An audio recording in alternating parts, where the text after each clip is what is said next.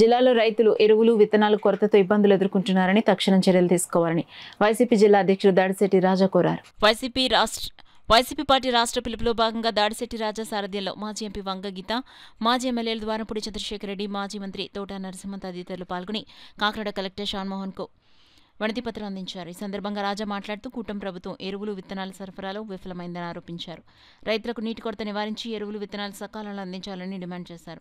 దాడిశెట్టి రాజా చంద్రబాబును కరువు చంద్రబాబుగా, లోకేష్ను రైతు వ్యతిరేక వారసుడిగా ఎద్దేవా చేస్తూ గత వైసీపీ పాలనలో వ్యవసాయ రంగాన్ని ప్రగతి బాటలో నడిపించి అన్నదాత ముఖాల్లో సంతోషం ఉండే విధంగా చేశారు అని వివరించారు. ప్రస్తుతం రైతుల పక్షాన వైసీపీ పార్టీ నిలబడి ఉందని, ఎరువుల కొరత వంటి సమస్యలు పరిష్కరించేందుకు తెలుగుదేశం ప్రభుత్వం తక్షణ చర్యలు చేపట్టాలని కోరారు. గత సంవత్సరం నుంచి చూస్తున్నాం 2 పంటలు తెలుగుదేశం ప్రభుత్వం వచ్చిన తర్వాత మరి 2 పంటల్లోని తక్కువ చూసుకుంటే యావరేజ్న ఎకరానికి సుమారు ఒక పంటకి 20,000, 2 పంటలకే 40,000 రైతులు నష్టపోతున్నారు.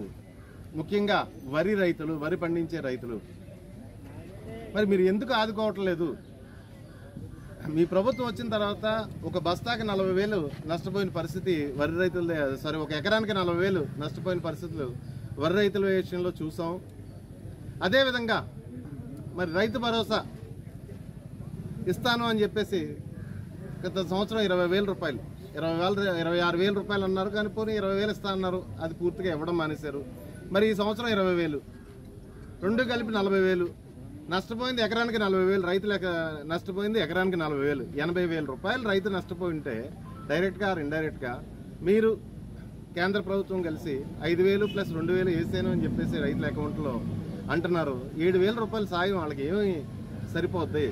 ముందు రైతులకి మద్దతు ధర విషయంలో ఒక సమీక్ష తీసుకుని గత గవర్నమెంట్లో ఎంతెంత ఉన్నాయి రేట్లు, ఈ గవర్నమెంట్లో ఎంతెంత ఉన్నాయని చెప్పేసి ముఖ్యంగా తెలుసుకుని ఈ రాష్ట్ర రైతులను ఆదుకోవాల్సిందిగా కోరుకుంటూ, అదేవిధంగా డిప్యూటీ సీఎం గారికి మరి గతంలో ఈ జిల్లా మంత్రిగా ఈరోజు మీరు ఉన్నారు కాబట్టి గతంలో మీరు రాష్ట్ర వ్యాప్తంగా కౌలు రైతులను ఆదుకుంటాను, కౌలు రైతులు మరణించిన కౌలు రైతులకి నా సొంత నిధుల నుంచి 1,00,000 రూపాయలు ఇస్తాను అని చెప్పేసి 5 కోట్లు అనుకుంటాను నేను పంచిపెడతానని చెప్పేసి రాష్ట్ర వ్యాప్తంగా మీరు వైఎస్ఆర్ కాంగ్రెస్ పార్టీ అధికారంలో ఉండగా మీరు రాష్ట్రం అంతా పర్యటించిన సంగతి ఇక్కడ ఉన్న వాళ్ళందరికీ గుర్తుండే ఉంటుంది.